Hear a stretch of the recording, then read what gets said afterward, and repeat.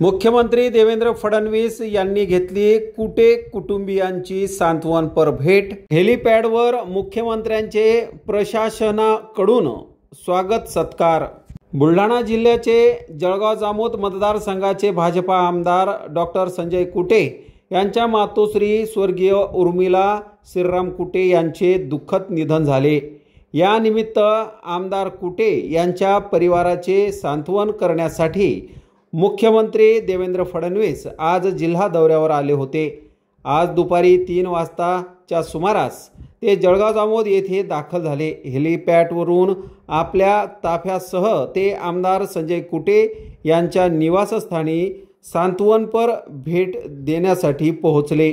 त्यांच्यासोबत जलसंधारण मंत्री गिरीश महाजन, कामगार मंत्री आकाश फुंडकर हे सुद्धा हजर होते। कुटे कुटुंबियांची सांत्वनपर भेट घेतल्यानंतर ते जळगावकडे रवाना झाले।